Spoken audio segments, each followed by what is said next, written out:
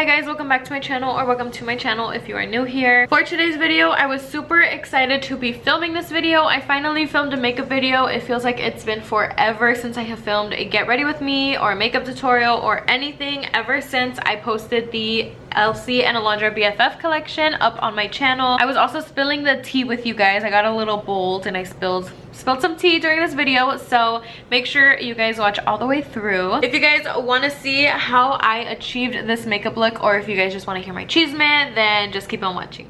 We're almost done with our first chavela.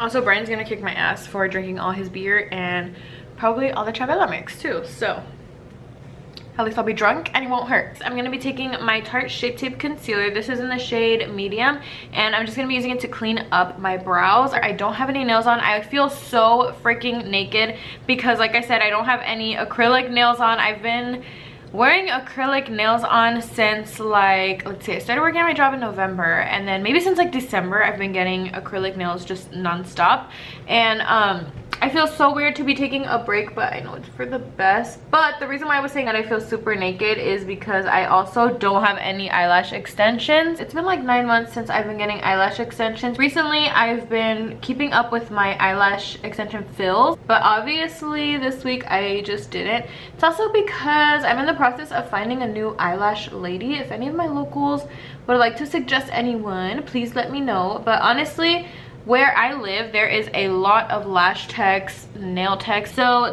I know there's a lot of options, but for some reason I can just never find the one option. Oh my god, story time. Since we are just here chatting, I have to tell you guys a story time of this one eyelash lady that I had that was just really weird to me. So let me tell you guys the story. She was the first person that I have ever done my eyelash extensions with. But I didn't really have like high standards because I didn't know how eyelash extensions really work. So I found this girl on Instagram. It was actually during like COVID times, which people really took advantage of learning how to do nails and eyelashes from home because we couldn't go to salons. A lot of salons were closed. A few of them were open, like low key, so they were charging people a whole bunch more to get their services done during quarantine. Let me go get my second chavela, you guys, because we're already done and we're getting into this story time, so I need to be lit for this. I'm not gonna lie, for the most part, a lot of people from where I live will charge cheap prices and the service and the quality will be cheap as well. But that's not to go for every single person. I'm really hoping that I don't offend anyone watching this. That's no tea, no shade. It's just that, you know, it's something that I've noticed, but I'm very lucky to have found a lot of local businesses that are really good and professional and not like this person that I'm about to talk about. We're gonna call her J because her name starts with J, so that's all I can think of. At the time, looking back at it now, no hate, but now that I've gotten more, I've been exposed to other lash techs and their work. Yeah, her work was not the best, and honestly, the few lash techs that I went to after, and they would ask me like, who was your lash tech before me or something, you know? They would always be like, oh yeah, there's actually this one girl, this one lash tech. She was actually a really good lash tech and probably the best work that I've seen. But anyways, after I had stopped getting my lashes done with this weirdo girl, I went with this other girl and she was like, oh, who's your lash tech before? And I told her it was Jay, and she was like, oh yeah, like I've seen her work on Instagram, but you can literally tell from the post that she doesn't do a single eyelash on a single extension on each eyelash. For my eyeshadow, you guys, I am gonna be using the BFF collection eyeshadow palette, which is Alondra Desi and Elsie Guevara's. Great, now my brush fell on the floor. At the time, like I said, I did admire her work and I thought that she did amazing work, and her prices were, you know, pretty cheap, which was also what I was going for. So it's also my fault for the service that I received because I was looking for cheap lash ladies, and that's exactly what I got, a cheap lash lady. So no tea, no shade, but it's the truth. And honestly, she was my lash lady for a few months. I want to say I would not get fills with her. I would just let my eyelash extensions fall out before I would go with her.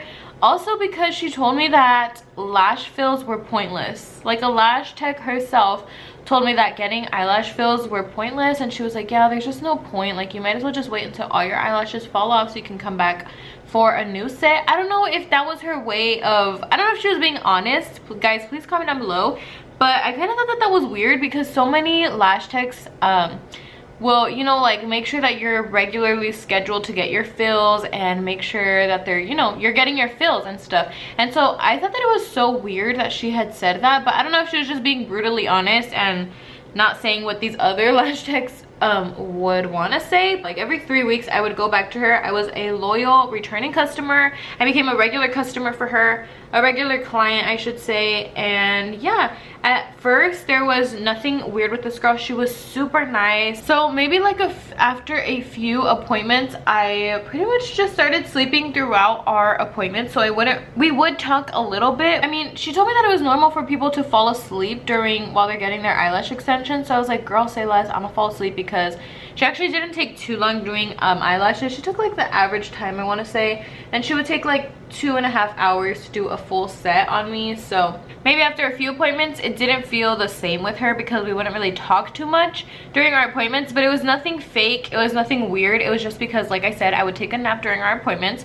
And even then, I mean, she would see me and we would say hi to each other, and you know, I would go in and we would talk for a little bit until I fell asleep, and then until she was done. So after a while, booking with her was just a little bit weird. Like she did start lagging to my messages when I would try to book with her, which again at the time I didn't think anything of, because I didn't have any beef with this girl. I did not know this girl. You guys, this is such a weird part, is that, I mean, it's not, I mean, yeah, that sounds weird to say, but it is weird that I didn't know her, because this valley is so tiny. Where I live, this city is so freaking tiny. Everybody knows everybody, and their moms and their uncles and their grandmas. You guys, everyone knows everyone here. While I was getting my services done with her, I never once, you know, talk shit about her. There was no reason to. I would recommend her to people. I would post my eyelashes every single time after my appointment. I had a way bigger following than she did. Not that that really matters, but just the fact that, you know, I appreciated her work and I would show it off and I would suggest her work to everyone, even though her work was not the best looking back at it now. But at the time I thought that it was. So I had no shame in posting her and tagging her pictures of her work, of course. So anyways, I kept booking with her and she would still do service with me, even though, you know, she was like kind of lagging on me and stuff. And then, like I said, at the appointments I didn't really notice a difference in her energy, because I would sleep through my appointments, so I couldn't really tell if she was being different towards me or not. Maybe like an additional 2 more appointments after that, she started rescheduling every single appointment with me. It was probably like 3 or 4 appointments before I just said like, okay, no, I'm done with this girl. She's being really weird and she's not even trying to hide it with me, and I did not like it, and so I stopped doing services with her. But yeah, it was maybe after like 1 or 2 appointments after that I started noticing she was rescheduling. She would try to reschedule my appointments, which I was very understanding of and very accommodating. Luckily this was during, well, not luckily, but luckily this was during like COVID and quarantine time. So I actually think that I wasn't working during this time, or maybe I had been working for like the first few appointments, but then I quit my job. So I was very understanding and accommodating. I did not have a job, so if she had to reschedule, I had pretty much full availability, so I would let her reschedule. But it became a pattern. I started noticing this habit of her to like reschedule or cancel our appointments. So I'm like, okay, well, I'm gonna accommodate to this, and maybe she's a little irresponsible and not good at managing her time. So I'm like, okay, I'm just gonna make it a habit to message her every single morning of my appointment. For the most part, I would book like morning appointments, so I would message her hours before or even the day before and say like, hey girl, like I just want to make sure that you're still available for our appointment tomorrow at 9 a.m. or whatever, you know, something like that, just to remind her like, bitch, I exist. I am scheduled for your appointment tomorrow, and whether you want to acknowledge it or not, I'm here to remind you. I would book at least minimum a week in advance, and for this girl to message me the day of my appointment when I'm the one reaching out to her, or the day before our appointment, again, when I'm the one reaching out to her, just for her to tell me like, oh my god, I'm so sorry, I forgot, I didn't know it was today, I thought it was some other day. Like, girl, what? In case you haven't noticed, you are the one in charge of your business. It's not like she had a manager. It's not like, no, like, you are in charge of your business. How are you going to forget what day you booked your customers for? That was just super annoying to me, especially after it happened more than one time, I'm just like, this is a pattern. This isn't just you making a mistake, because like I said, I was really accommodating and understandable. There were a few times that she had to reschedule on me, and I'm just like, okay, well, it is what it is. I'm not gonna throw a fit, or I'm not gonna come at her weird or try to attack this girl. Like, it's her business that she's running. I don't know how hard it is to run your own business, but I can only imagine. So I was really understanding with this girl, and I just kind of, you know, went along with it and was accommodating, and I'm like, okay, well, it's fine. Let's see what day we can reschedule for. Probably the last straw was when I had a pretty early appointment. Like I told you guys, I tried to book morning appointments for the most part. I think I messaged her the day before like usual, and she didn't reply until the morning of. And y'all, guess what she said? Guess what she said? This was the last straw for me, you guys. I was just so over all her unprofessional, that's a word, right? So she did end up replying to me, and same thing, same excuse as always. She was like, hey girl, I'm so sorry. I did not know that your appointment was today. I didn't look at my calendar. I didn't look at my agenda. Whatever bullshit excuses that she kept giving me. And I was like, what the hell? Like, and she was saying something like, I think my appointment was at 9, and she had replied and she was like, hey girl, I'm so sorry, I thought your appointment was next week. Can you come right now? And I was like, bitch, I just woke up. Can you give me a chance to shower and brush my teeth, please? But whatever, again, me being the understanding and accommodating person that I am, I was like, okay, like, I can't go there right this instant. I just woke up. I need to hop out of bed and just get myself together so I can be there in about 30 minutes. And she didn't reply instantly, so I was just waiting for her to reply back. But at the same time, I was getting ready and, you know, brushing my teeth and just getting myself put together so I can go to this appointment. And then after maybe like 15 minutes, she replies and she's like, oh, 30 minutes, like, okay, then never mind, let's just save your appointment for 9 a.m. or 9:30 a.m. whatever my appointment was. And I was like, bitch, oh my god, you guys, no, that pissed me the fuck off, because I was already in my car almost pulling up to her house. She did not live that far from where Brian's parents live, so I was more than halfway to her house already. And for her to say like, oh, never mind, like she was pretty much saying, oh, okay, like, I thought you could be here quicker, but if 8:30 is the best you can do, then never mind. I'm like, what the hell did you think? That I was gonna teleport to your appointment or what? Like, it's 7 in the fucking morning, bitch. No one is gonna just hop out of the bed and run to your fucking house to get some mediocre eyelashes that you do. Look at how pretty that is, you guys. I don't know how well you can see. I'll try to do it up close. I look into the camera and it doesn't look like this is blended over here. But when I look in the mirror, it looks like it's blended. So what's going on? I don't know. Who's lying? Somebody's lying. Guys, also, can we just talk about how lonely I am and the fact that I don't have friends? And for some reason, it feels so hard to make friends. Being best friends with your significant other is cool and all, but you also need your own friends. Like, they can't just be the only person there for you. So anyway, like I was saying, I just feel like it's so hard to make friends now as an adult. I don't know why or what it is, but a few days ago, I posted something on my Instagram story back from when it was like a Snapchat memory, and it was back from when I was working at the hospital, and there was someone who had swallowed a computer chip, and I had taken them to get a CAT scan done.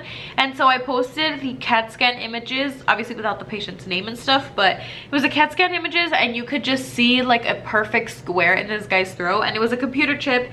And I posted that, and so many people were super interested in getting like a story time. Once I realized that people were like actually kind of interested in this stuff, I was like, I made an Instagram poll on my story, and I asked you guys if you guys wanted a whole like story time video on my experience working at a hospital and how it was, because I feel like I have so much stuff to share, and honestly it would just be super interesting to hear.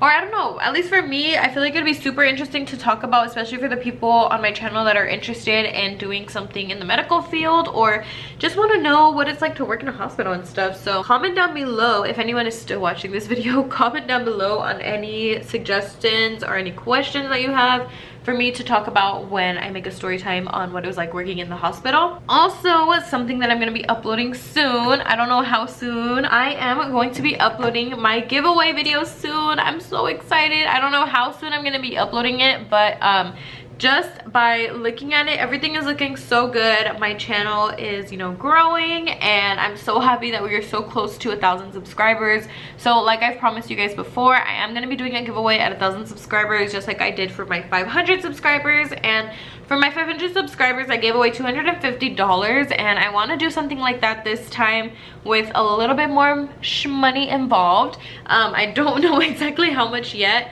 Also because, I don't know, I do want to do a giveaway with money, but I feel like, I don't know if that's a boring giveaway to do, you know, like money girl, that's it, why don't you do something thoughtful? I feel like that is such a huge milestone for YouTubers. Anyone will tell you 1,000 subscribers is a huge milestone. It's just insane compared to, you know, a couple hundred, but 1,000, like 1,000 people are subscribed to me.